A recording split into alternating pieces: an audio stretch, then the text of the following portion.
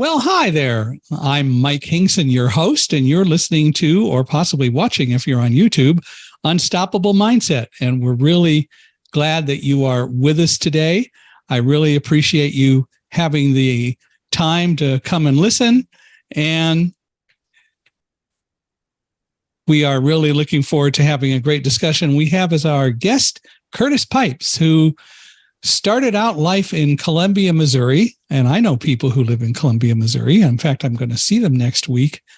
We're all meeting at the National Federation of the Blind Convention in Houston. Oh, talk about heat. Anyway, but Curtis left there and went to other places, and he's going to tell us all about that, among other things. So let's get to it. Curtis, I'd like to thank you for being here, and welcome to Unstoppable Mindset.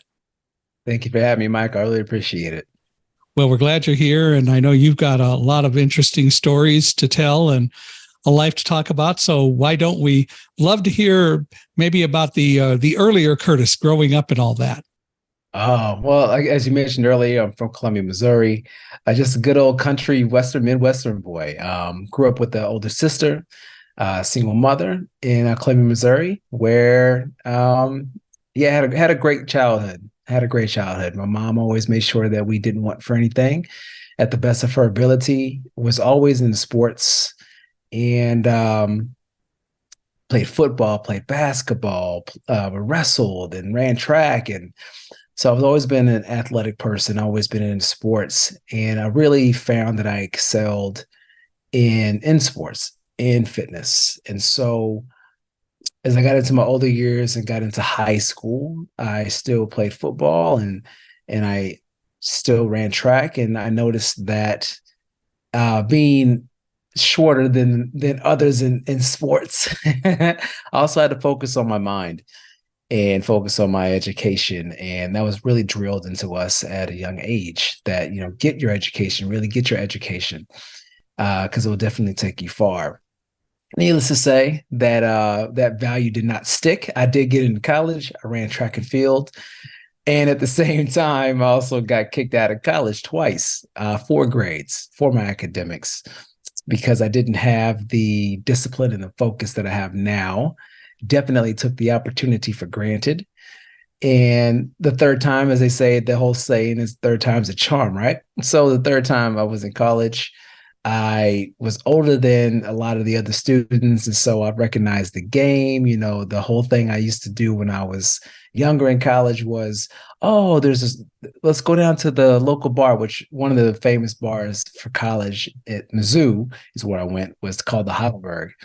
And so like, oh, we'll go down to the Heidelberg. We'll have a drink. And I'm like, no, I know how that goes. We'll have like one drink or so, and then we won't study anymore. So I will just stay in my room. And so it paid off. The recognition of the patterns and the more focus on my academics paid off. And I graduated with 2 majors and then still continued I also got to letter in track and field, which was amazing. But after I graduated, I still had the fitness bug, still had the wanting to work out bug, which I still do now. I'm over here in Australia. And so it's about 5 o'clock in the morning, and I'm a 3:30 person. I wake up at 3:30 and I work out at least by 4. If you want to get more specific, because I'm very detail oriented, by 4:06, I'm working out. And so after college, I went to personal training and at a local gym, and really found that I really wanted to help people in their fitness. And it was a great career. And there was a specific point in my career about 4 or 5 years down the line where I wanted more. And by that time, I was a Pilates instructor. I was a group fitness instructor. And there was only, as far as promotion is concerned, there was only lateral. And I don't do lateral. I want to go up. One big thing that our mother instilled in us was you can be anything and everything that you want to be. And so I couldn't be anything and everything I wanted to be moving laterally. And so I started to look for other opportunities. And that's what ultimately moved me out of my hometown. Well, before we go on, and I definitely want to get to the rest of that. First of all, so when did you finally graduate? Yeah, what year was that? 2003 is when I graduated. Okay. And what were your majors? English and sociology and Which, wildlife conservation. which is a little bit of a distance from fitness and gymnastics or gym or sports of any kind. Yeah, I've always been a writer. I love to write. I love to read. I just have a creative bug. I'm a poet. I'm a songwriter, and so that really captivated me into writing and wanting to learn the ins and outs of how to write. Mm-hmm. So you did, obviously. Yes, I did. Now you had siblings. Cause you keep saying we. Yeah, yeah. My sister, her name is Heather. Huh. She lives over in Wisconsin. So you're talking about the heat in Texas. That's the total opposite Yeah. as far as cold. It's cold. We're talking freezing up there. But she loves to read. She loves to write as well. She's an avid reader. I used to make fun of her growing up because she used to read the dictionary. Ooh. Yeah. She should have gone on to the National Spelling Bee, huh? So does she visit you over in Australia? No, she hasn't come over yet. She plans to come over in Christmas time here in Australia is summer. So yeah, she summer. She wants to come over here this summer for a sandy Christmas and not a white Christmas. Yeah. And hopefully 6 white boomers will be delivering toys to her stocking.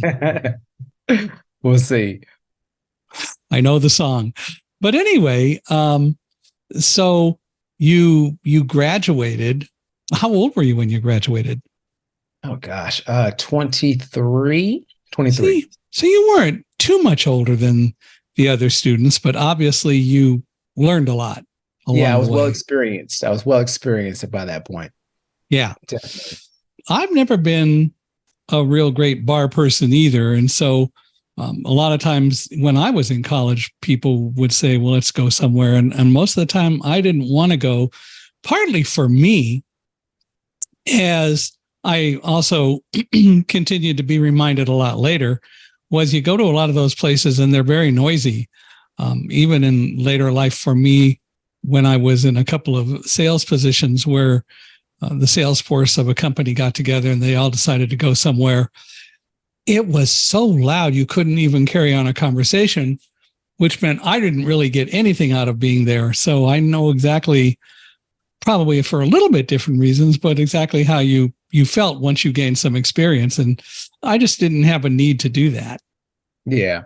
It got to the point where, at least when I was older and had the experience, that I knew that it wasn't going to be conducive to feeling better the next day. And I already had in my mind at that point, so like I said, the third time is a charm, that I was going to graduate. And that's all that I was focused on. Like, I was very fanatical about my studying, to the point where when I was in class, we were lucky my teachers allowed us to have our laptops in class. And I took notes on my laptop, and I would always go to my professors after class and ask them if they had time to read over my notes to make sure I didn't miss anything. Because as I was taking my notes, I was also making myself a study guide. So it was one of those things where there was nothing else on my plate except for my diplomas. Yeah. And that was the only thing you were interested in doing. So yeah. Girls weren't an issue either, huh? No, I didn't pay attention to any of them at that point. That came later. Yeah. And before that too, another reason why I got in trouble. There you go.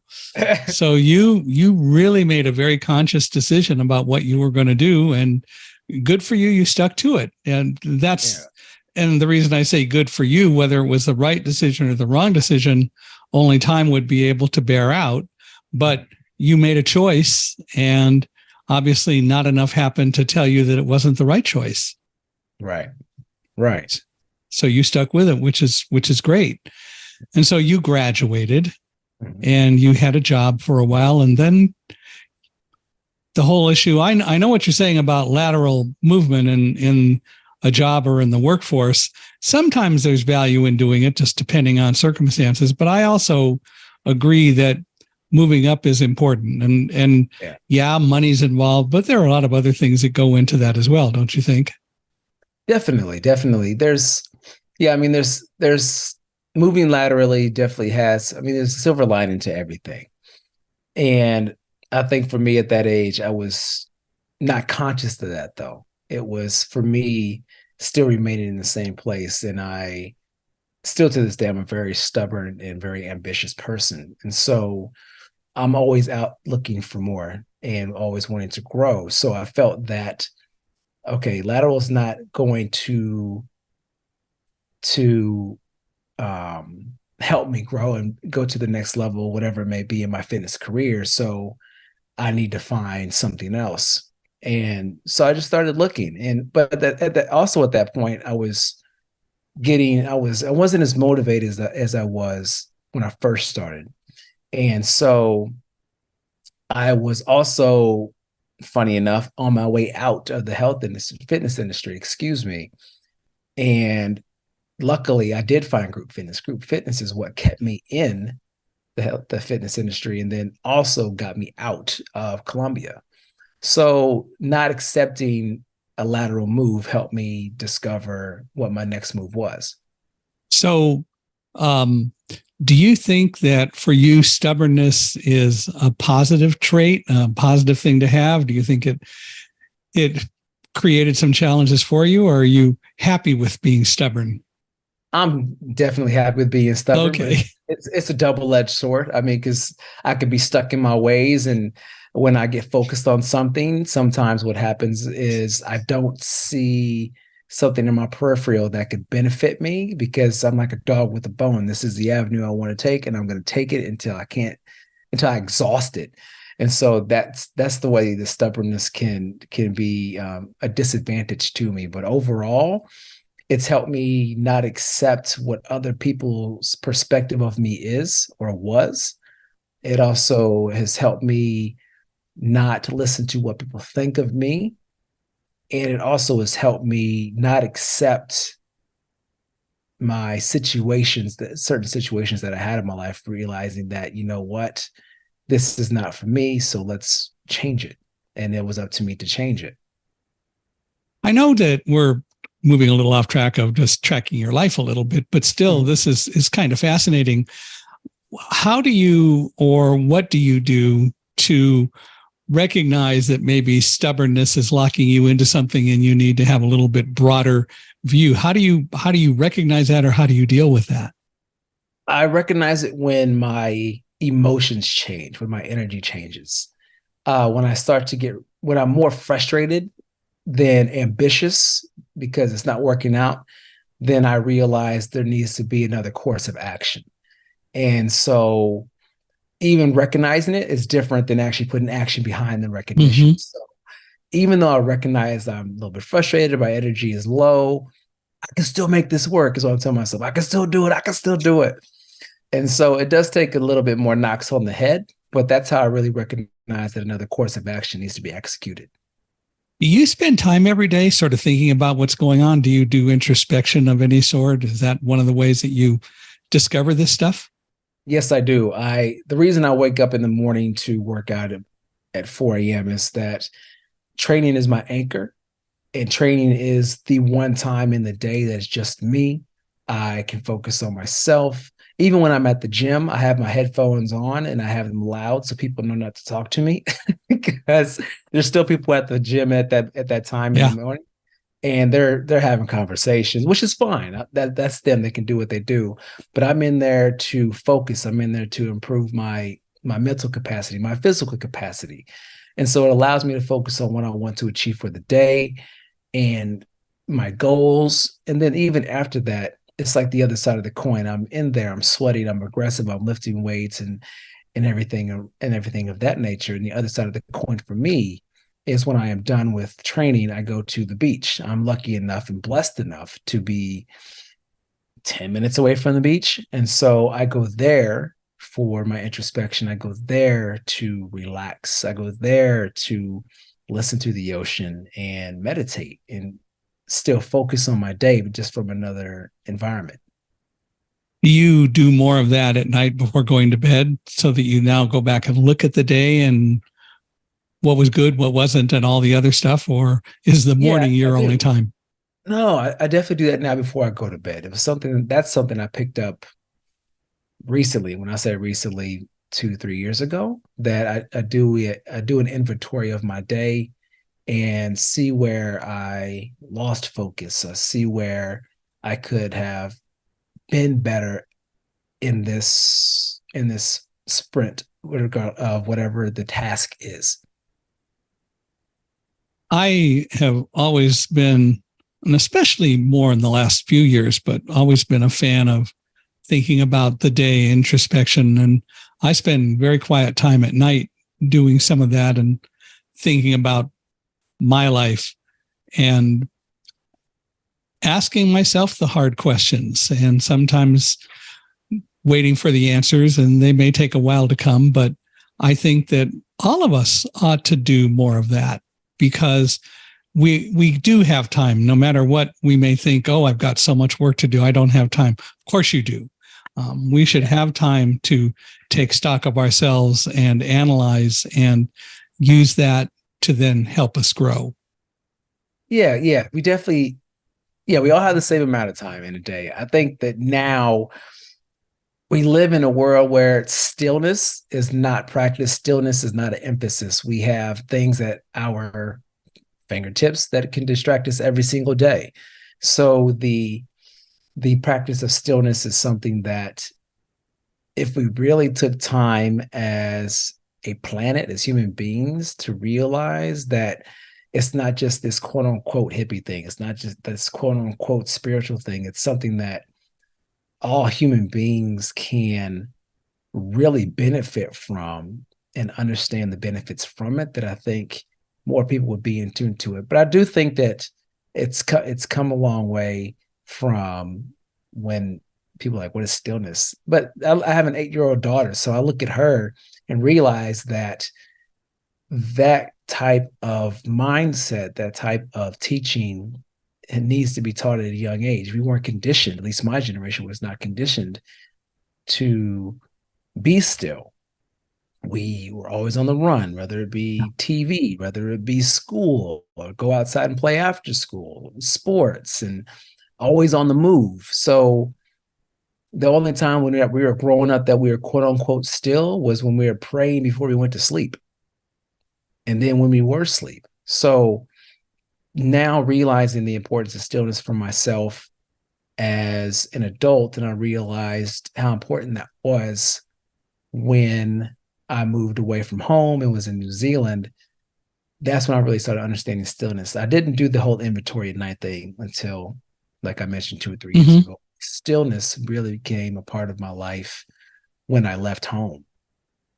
Well, and you mentioned praying, and certainly praying in maybe the most general and relevant form Mm-hmm. is as much listening as anything else. I mean, we spend a lot of time telling God what we want and what we think God should do, and the reality is God already knows that. Yeah. What does he say? He laughs when we have plans, when we tell him our plans. Yeah, Yeah. and where's the sense in that? Yeah, definitely. It's just, it's more of a surrendering that I had to learn. It's like, okay, you can have all these plans, man, but there's a divine design already. And so you just have to put your best foot forward and ride with it. Yeah. I was reading your bio, and I really appreciate you sending that along. And one of the things you said is, as a child, you always felt your dreams were bigger than your stateliness. What do you mean by that? I I always had It's an interesting way to put it. yeah, I always had a massive imagination as a kid.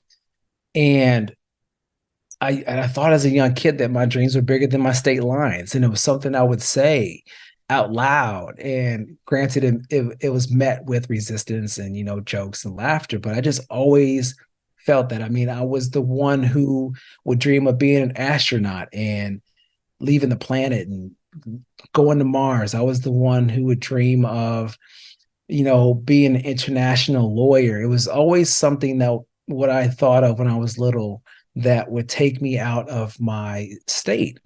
And it was, and I said it with conviction.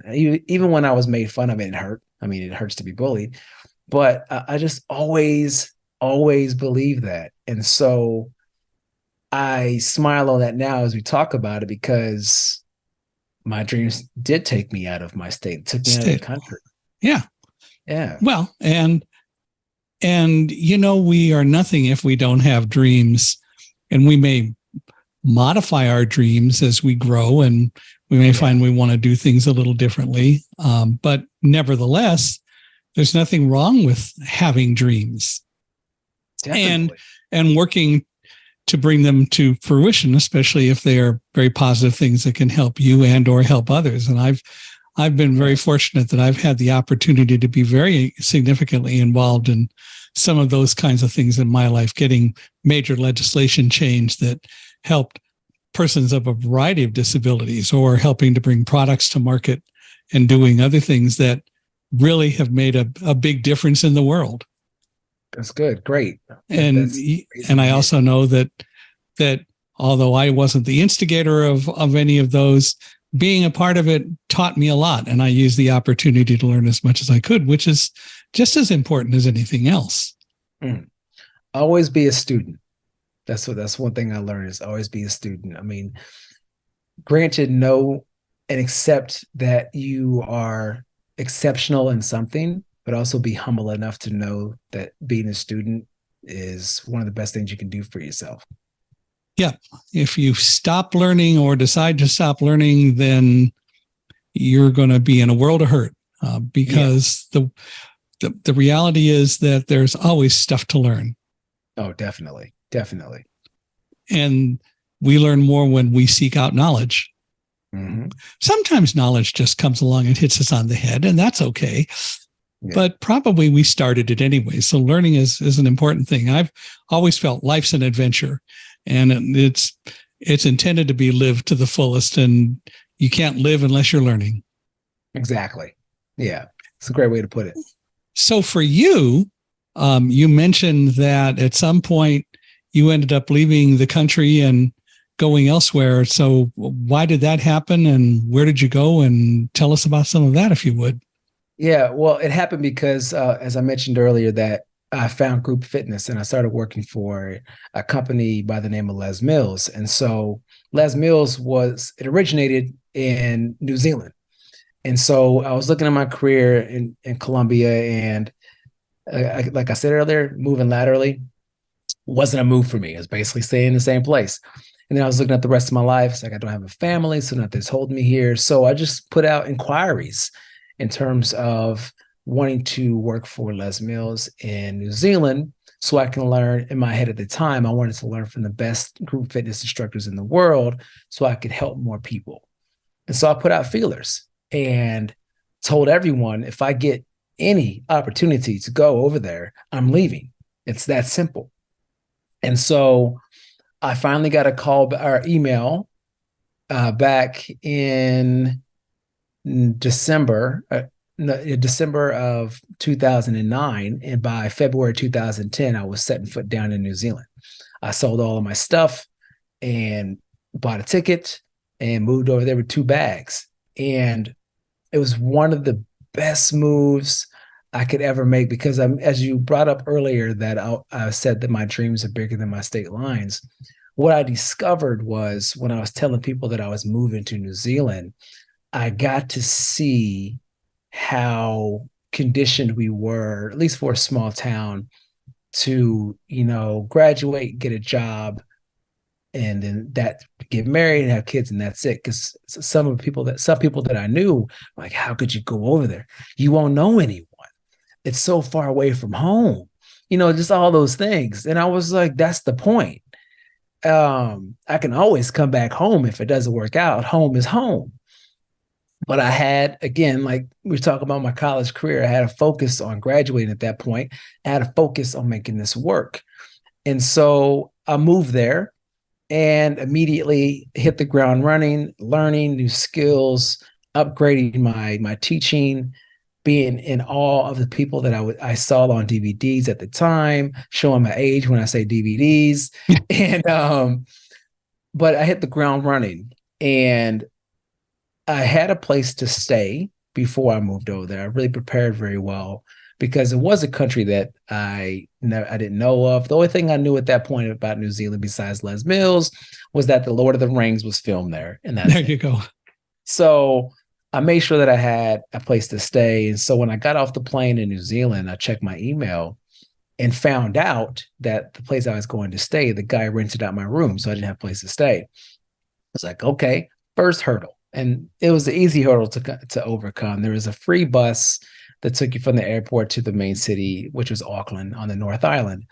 And the gentleman told me about a hostel. So he dropped me off. One of his stops was in front of a hostel. So he dropped me off there, and I got a room, put all my stuff away, checked out the city, checked out the bus line, and started teaching right away.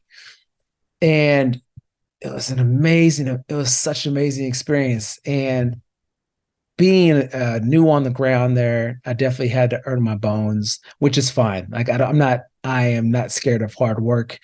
Uh, Hard work pays off. And that's what I told myself. It's like, this is part of my journey. But since I was not a permanent instructor at the time, my classes were far and in between. So eventually my money ran out. I didn't have my first permanent class until I was 8 months into living in New Zealand. So once my money ran out, what happened to me is I became homeless. And so I had all my stuff still in the hostel. At this point, they knew me and recognized me at the hostel. So luckily, I didn't have to move all of my stuff out of the hostel, but I couldn't sleep in the hostel. I didn't know the, the security's schedule when they would come around to them, because we had movie rooms in the hostel, so you can go watch movies, but you couldn't sleep in the movie rooms. But I knew when they would come around. So if I didn't want to sleep on the street, I would go in the hostel. And again, they recognized me, so they didn't think anything. They would just think, oh, he's out late, because that's what you would do at that age as backpackers. You would stay out late. And so I would go into the movie room, set an alarm on my phone to wake up before security came around. But if I couldn't do that, I was sleeping on the streets. I was sleeping around the corner from the hostel on a staircase next to a club that was loud at all hours of the night. I had to steal food. Gosh, yeah, I had to steal food. And the thing for me to put it in perspective is I would go to the supermarket for breakfast, lunch, and dinner. And the only thing that I would be able to do as far as my quote unquote food is they would have this section in the supermarket where and I think they have them now, where, like there's little compartments of snacks, and you would get a little shovel out and you would put the snack in the bag. Well, I would go around acting like I am tasting things to see if I want to buy it. I would just eat from several of the containers, and that would be my breakfast, that would be my lunch, that would be my dinner. Now, there were times where I did have a class, and so I would use that money from my class to get food. But it got to where I had to decide on, would I spend my money on food, or would I save my money for bus fare to go teach another class? And so if I chose the latter, it would be going to steal food again. Mm-hmm. And I lived off of peanut butter, which is very interesting to me, because one, I love peanut butter, so that was fine. But I would steal these little bitty containers where basically there was only maybe a couple of spreads that you could put on a slice of bread. They were that small, but I was still like handfuls, and I would eat these up just because I know they were high in fat, so they're slow burning, so it gave me more energy. But while I was still stealing food, I was still working out. So I lost a lot of weight. And for me, I mean, I'm only 5'5". And so I'm a small frame person. So when I lose weight, you can really tell. It's pretty serious. Yeah. Yeah. And these people are like, oh, you're working out so much. You're so lean. And I just went along with the story. But in the back of my mind, it's like, no, actually, I am barely eating right now, but yet I'm still working out from and learning from these people that I came here to learn from. I'm So a little puzzled. I'm a little puzzled though. Did they actually give you a job when you went over there? Were you offered a job, or how did that work? Because it sounds like you really didn't have much of a job. no, I was offered an opportunity. That's why I let. And it was funny about that is I didn't realize that until a couple years down the line. I was offered a job about 7 months in, and then 8 months in, I was offered my first class. So I went there on an opportunity, and but again, I didn't realize that I was really rolling the dice. But like I said, even when I was homeless, I was frustrated. I was hungry, and I didn't have in my peripheral the option of going home. I did not give myself that option. I was here for a reason. This is part of my journey. And so we're just going to work it out. So, no, I didn't have a job when I moved there. I had an opportunity, and then I turned it into a job. And it was one of that homelessness for a while was one of the growing pains that I had. It was the first growing pain I had living in New Zealand. Mm-hmm. And I had a couple more when I was there. But now I see New Zealand as my spiritual home. It is the place, and I tell people this all the time to this day, that I grew more in 4 years in New Zealand than I grew in 30 years in Columbia, Missouri. And I believe that is because, one, I was not home. So I didn't have the comfort of my family and my friends.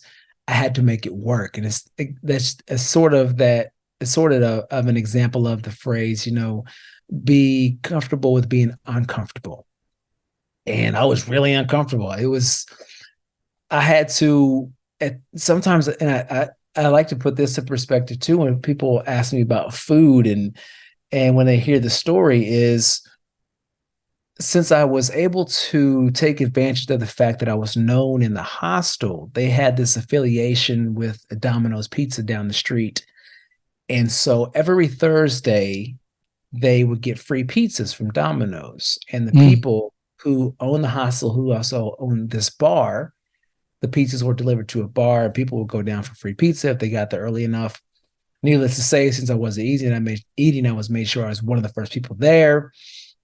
And my friends, they were like, oh, here's a pizza. Now, I had to ration out that pizza for an entire week in hopes that I would get a pizza the next week.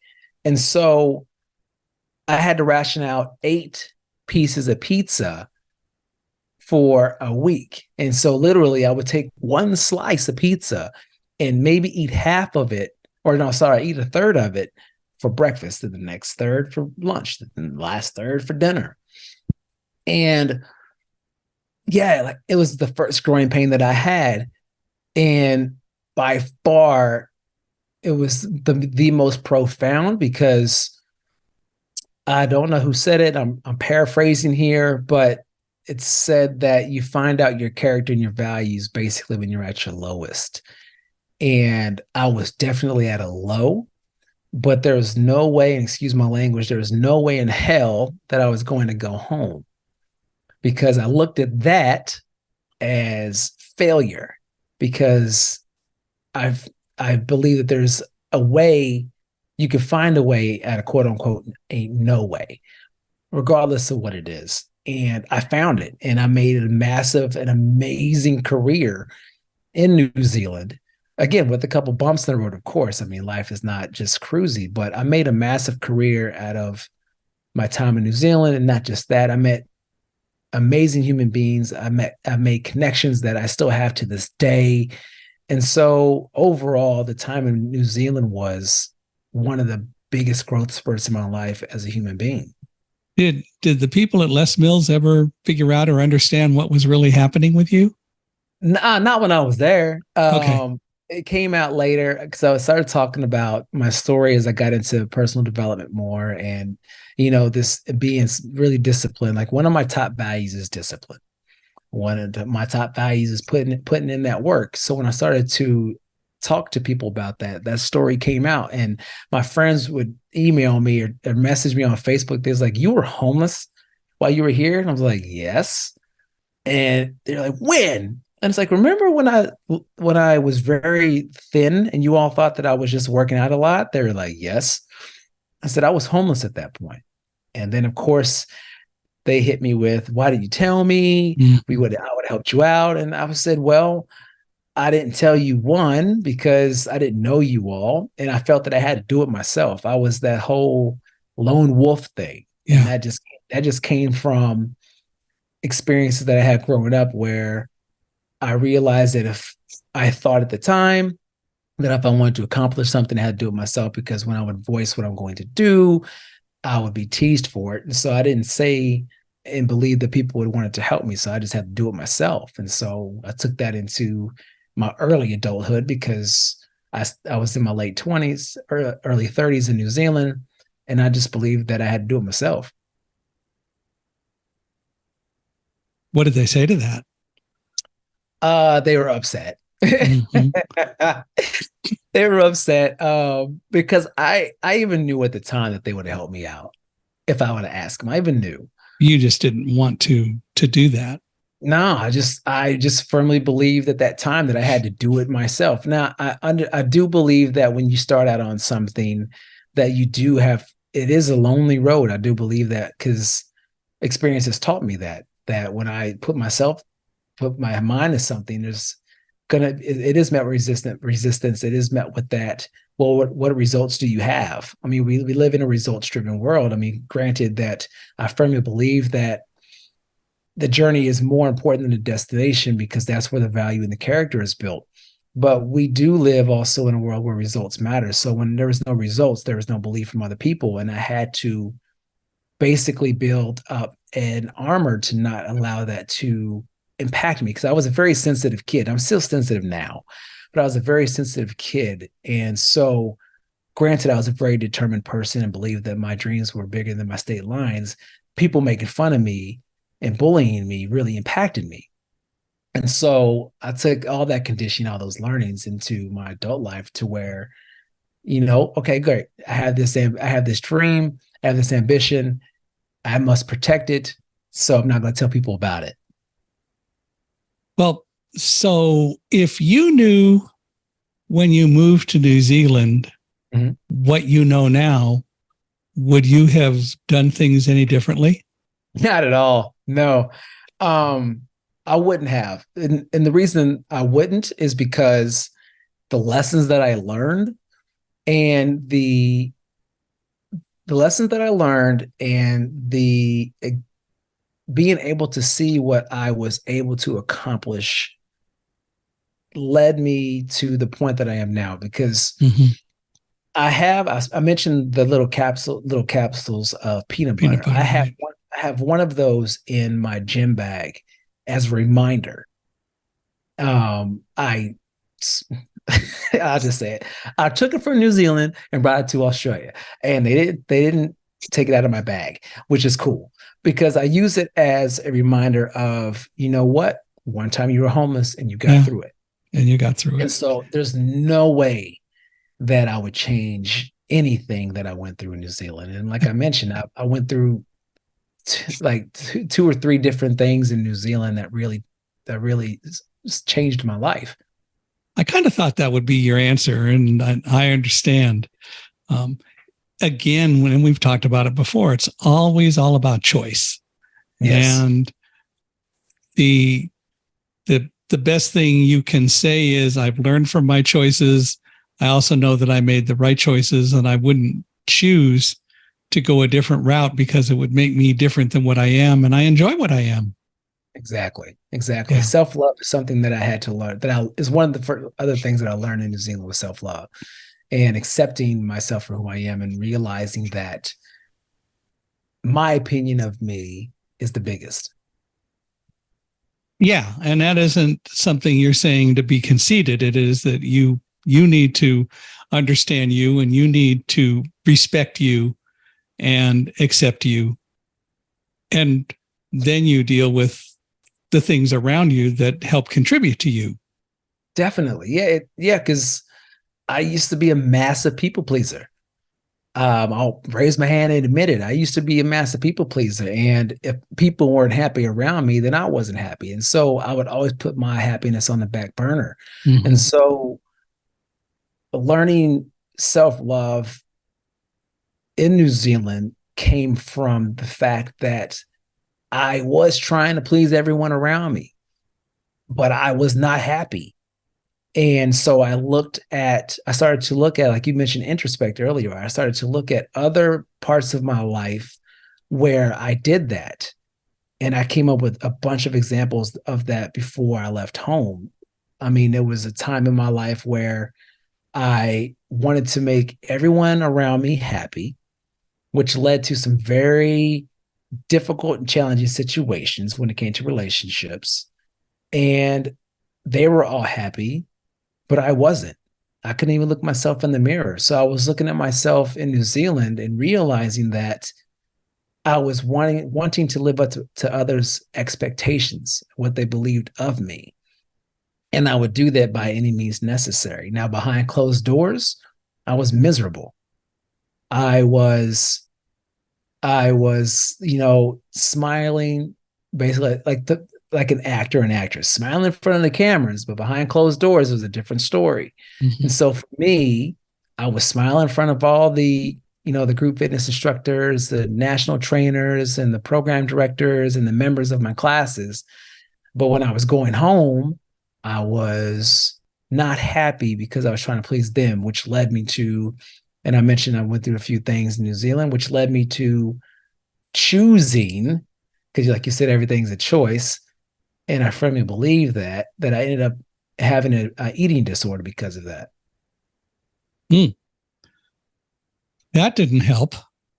No, it didn't. It was because I was seen as a very fit, athletic person, and I was, because I worked on it. And that came from being one of the smallest in football, and being one of the smallest in wrestling, where I had to put in the extra work in order to compete.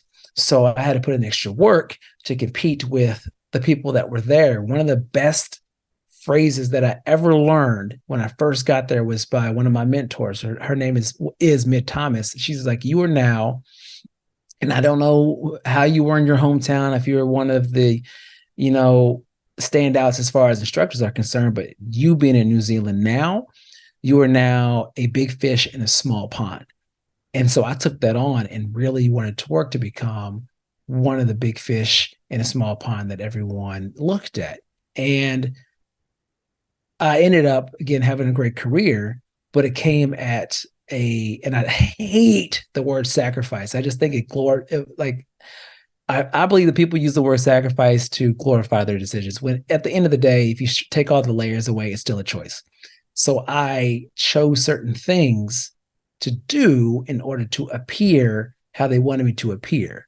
And so an eating disorder is something that I did to satisfy myself behind closed doors. So you became a big fish, though, because of choices you made. And again, the fact that you stuck to your choices. Definitely. Yeah. I mean, one of my choices, I said earlier, one of my big values is putting in that work. So Mm-hmm. I worked my tail off, and it led to me being on DVDs. It led me to being known in certain programs within Les Mills. And so again, I wouldn't change any of it. It was the work that I put in helped me grow my work ethic to help me achieve things down the line. Obviously, I didn't know what is going to happen to me down the line, but since I had that work ethic, since I had that value and that experience, I was able to utilize that inside future endeavors. Well, and you've mentioned that you're now in Australia. What got you there? Oh man. Well, what got me here was my partner. She's Australian, but we first met, funny enough, in New Zealand. She used to work for Les Mills as well, but we didn't get together then. She was married and I was in a relationship. And at that point, I made it a point to be a better man than I was when I left Colombia. So I was like, you know what? I'm in a relationship. I'm not going to do anything. So then we met again after I left New Zealand and I went to live in Indonesia. I went to go live in Jakarta and was the national instructor or national director for group fitness for Gold's Gym. And so when I was working there, I mean, within the first 3 days of touching down there, they mentioned to me that they had a consultant that worked for the group fitness department, you know, putting in strategies, putting in processes and upskilling the instructors. And they mentioned to me, you may know her. Her name is Judy King. And I just laughed because I was like, yes, I know who Judy King is because I met her 3 years ago in New Zealand, and she was on one of the DVDs. She came over for filming. And when I first met her, when I first saw her, I was like, she is hot. and so and so the simple fact that I got to see her again was amazing. And so we hit it. She came over to Indonesia from Bangkok and we met up. I learned the processes, learned the strategies, learned the team, who's great, who to, you know, to lean on since I was new there. And after that meeting, we've been together ever since. And that was in 2013, December 14th. Wow. Yeah. That's cool. And you remember the day, which is also important and pretty cool. Yeah. It's, I'm detail oriented when it comes to certain things. And so that's definitely something to remember. What is group fitness? Oh, group fitness is an instructor who, I'll say it this way. There's an instructor on stage who teaches to a group of people. Okay. Or there is an instructor inside of a room that teaches to a group of people. Okay. So it's kind of what I thought, but it's always fair to ask. Mm-hmm. So you guys met on December 14th, 2013. And then how long were you in Jakarta or what happened and all that? I was there for about a year and a half. And again, learning pains. Like I am a person who, like, there's a double-edged sword to everything. So being raised that I could be anything and everything, I tend to take on opportunities without thoroughly thinking them through. So when I had to leave New Zealand because they weren't going to renew my work visa, which is fine. I was bitter at the time because I loved living there. Again, I made it a home, but I didn't want to go home. I didn't want to go back to the States. It's like I've lived out of the United States forever, and I realize there's so much world to experience. There's so many things to experience and cultures that I didn't want to go home. So I was like, yeah, I'll take the job in Indonesia. Now, when I left New Zealand, I was still a group fitness instructor. So to go from a group fitness instructor to a national manager, there's a massive gap. Okay, there's a massive gap, and I learned that gap was bigger than what I thought it was. And so I had a great time in Indonesia, met some wonderful people. But since there was a gap that I didn't understand as far as leadership, as far as managing, as far as, you know, delegation and budget and all this stuff, needless to say, I was fired. And so I was fired. But before that, Judy came over to live with me as well. She started working for Gold's Gym. We fell pregnant in September of 2014. And then September 2014? Yeah, September 2014. And so we were both fired. And then we moved to Bangkok. And so that ultimately had our baby over there in May of 2015. And, but yeah, I wouldn't have changed that either because granted, I have fallen and taken my lumps when it comes to just jumping. And I think it was Richard Branson, I'm paraphrasing here, who said, say yes and learn how to do it later. So basically jump off the cliff and learn how to fly as you're falling. And I did that leaving home. I did that learning, like I said, I left on an opportunity. I did that saying yes to this position in Indonesia. And so if I wouldn't have jumped, if I wouldn't have just leaped, I would never have left home. I would never have met Judy. We've never had our beautiful daughter, Brooklyn, who's 8 now, going on 21. So Isn't that the way of it? yeah, but like, and even to this day, I take on opportunities, and I've succeeded in many, and I've quote unquote failed at many. And the ones that I failed at, I've learned from. And so I will always be the person who leaps, because I believe in myself. And I've been saying this lately, the last few weeks, because I had the opportunity to work with a company in digital marketing. And needless to say, it didn't work out because I bit off more than I could chew. And I can easily say that I'm very humble in my failings. I can easily admit things.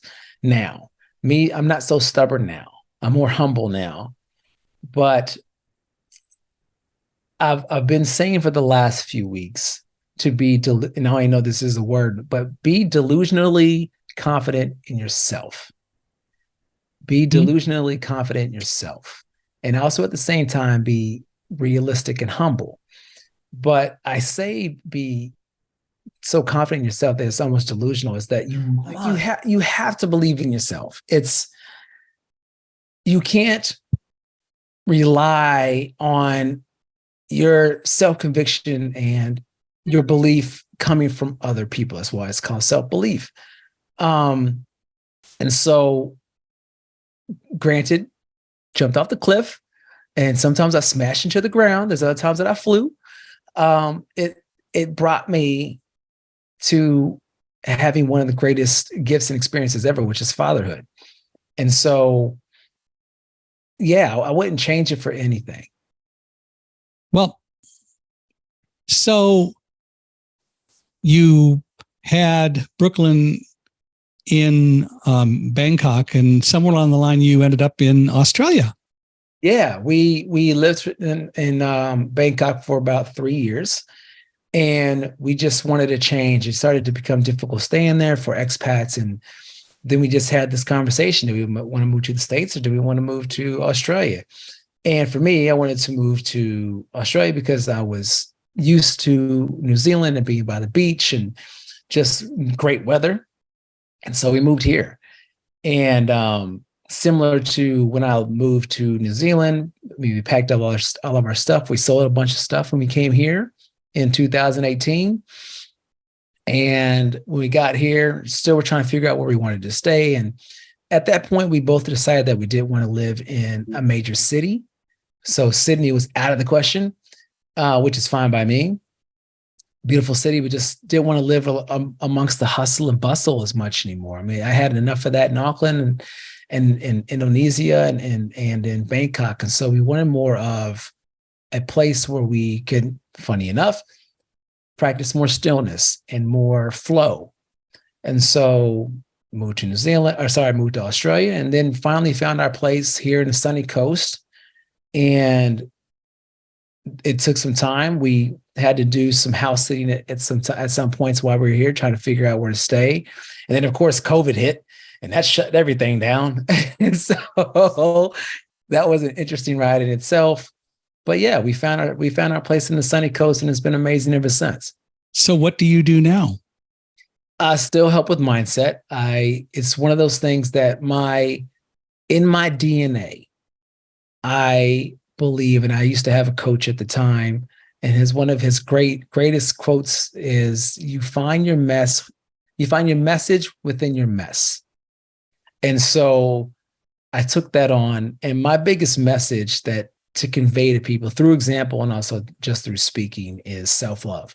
Because I realized, looking back at the things that I have gone through, the things that I go through, that self-love was, the lack of self-love was or is a common denominator in a lot of the failings and heartbreak and disappointments in my life.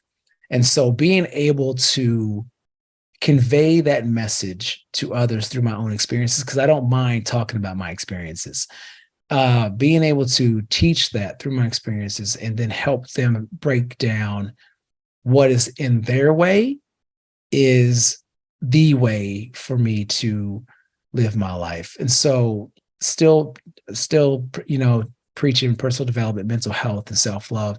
I'm also a digital marketer because I love strategy. I am a person who thrives off of processes and strategies that allows me to use and to utilize my fanatical demeanor of details. And so that's what I do now. So do you work for a company? Do you work for yourself, or what do you do? I work for myself. Uh-huh.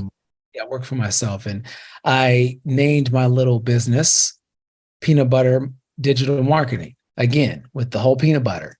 I use that little symbol, that little capsule, the little capsule of peanut butter in my bag as a reminder. And so the ethos behind the capsule of peanut butter, the ethos behind my company, the ethos behind everything I do is that you can find a way to make it work. Granted, it's not going to be probably the path that you want. Again, going back to God laughs when you make plans, but you can find a way if you put the work in, if you stay focused and you don't stick to a plan that you had. That is where you mentioned the stubbornness I had to learn to let go of. And that happened in New Zealand. So yeah, it's the peanut butter is still, it signifies so much more to me than just something that is delicious. Well, that's no problem, and it's fair. So you have the digital marketing firm, and you also then help people a little bit with mindset and so on. Yes, that is something that I take into my clients inside of digital marketing because they want these things. For some odd reason, it's been a failure. So besides figuring out a digital marketing strategy for them, I also have to work on their mindset a little bit. They don't understand the correlation between the two at first, but I do believe that your business and your results are a reflection of how you feel about yourself and your capabilities. And so there is a little mindset work when it comes to my clients in digital marketing. And when they realize that, they execute from an entirely different level because they're able to accept themselves for who they are, but also realize what their barriers were and are and how to work through them and how they can utilize that to create a better business for themselves and more visibility. So where are your clients? All over, or Australia, or what? Mainly international. I've had a couple clients here, but they're still mainly around the world. Around the world. That's cool. Yeah. And you do coaching also then? Yes, I still do coach. Yeah. It's not as much as it used to be, but again, it's being able to impact people's lives is something that I don't take for granted. It is something that I will do until the day that I die. Because, and again, it's me just teaching through my experiences and being obviously upskilled in personal development to give people the greatest life that they possibly can have, because my message is self-love. And so I take on the belief that when I leave here, and I joke about this all the time, but I'm serious at the same time, I'm not dying until I'm 120. Okay. It's like, I was like, I'll be stubborn and live until I'm 120. And that's just how it is. Again, God lets you make plans. Hopefully he's on board with that one. But I believe that as long as I make or help and support one person on this planet to love themselves more, I've done my job, because the way that they conduct themselves, it's like a ripple effect. Whoever they are able to come in contact with in their life, those people will see how they operate, and it can impact their lives. And maybe they'll seek out someone to help them with their stuff, with their message or with their mess, and they'll love themselves more. So one thing I think that it can never be defeated, and what always can solve any problem on this planet is leading with love. So as long as you lead yourself with love, lead your life with love, then there's always a possibility of stillness. As we mentioned, there's always a possibility of fulfillment, and there's always a possibility of achieving more. I absolutely agree with you and feel the same way. If this podcast helps one person, if this podcast inspires one person, whenever I speak, if I'm able to help one person through the talks that I give, it's worth it. Yes. And you never know what seed you plant will flourish. And I can't worry about that except to know that I'm doing the best that I can. And I always look to make sure I'm doing the best that I can and how I can learn to do better. And that's the way it really ought to be. And I'm glad that you feel that way and that the way you're reaching out to people, is the same sort of thing. So have you written a book yet? I have written a book. I wrote a book, a few years ago. And when I wrote it, it's so funny you even bring this up, because I was just thinking about all the obstacles that I had writing the book. But I wrote a book called Live Unapologetically. It's an ebook. And it's my life. It's the learnings the experiences that I had, and the learnings that I had from. So I speak about being homeless. I speak about the eating disorder. I speak about self-love, and I speak about and we didn't get into this, but I speak about when I was younger being molested by my babysitter. And so, I wrote a book about all of that and the learnings and the teachings and, how to grow through those things so you still live or can live an unapologetic life. So is the book available? It is available. I could send a link. I would really appreciate it if you'd send a link. And if you've got a picture of the book cover, we'll add that to what we put up in the cover notes for this. But by all means, we should put your book up there. Yeah, I'll definitely do that. Thank you. I forgot all about that. I feel kind of so weird. I didn't think about that. Yeah. Yeah, I just went and looked and it wasn't there. I was going, Curtis.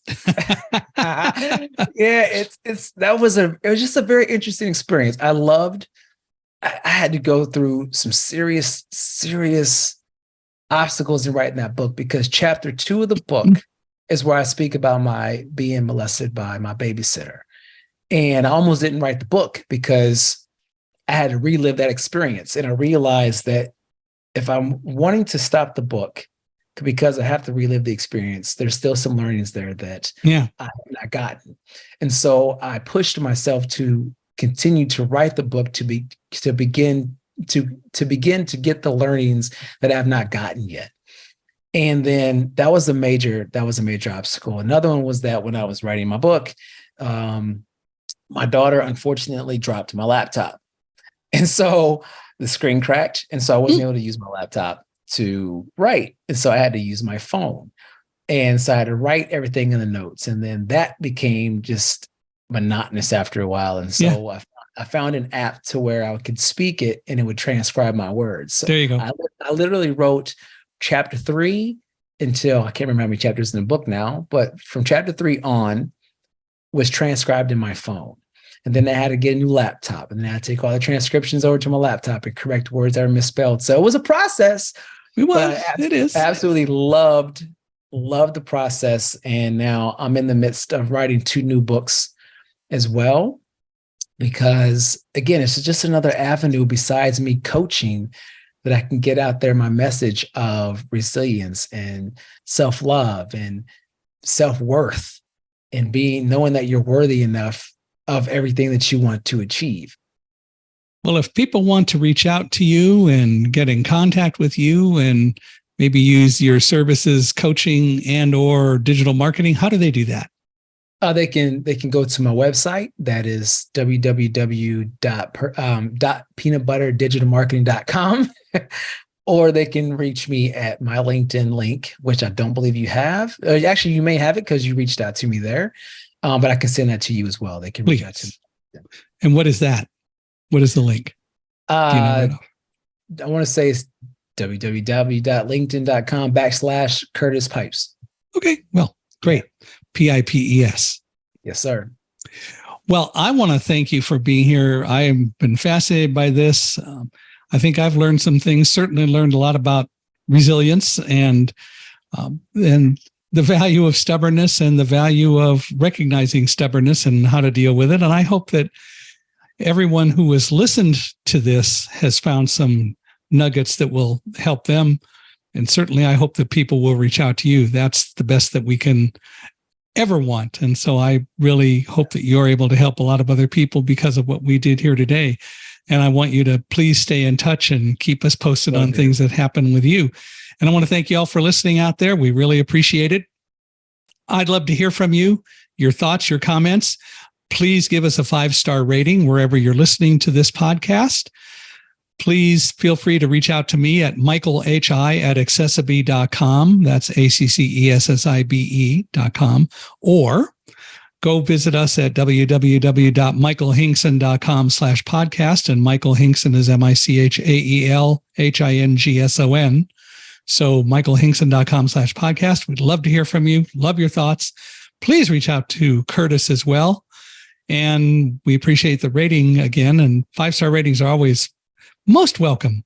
Love to have them and love to hear from you. And Curtis, for you and anyone listening, if you know of anyone else we ought to have as a guest, please let me know. Love to hear from you. Love to hear from any people that you'd like us to reach out to and chat with.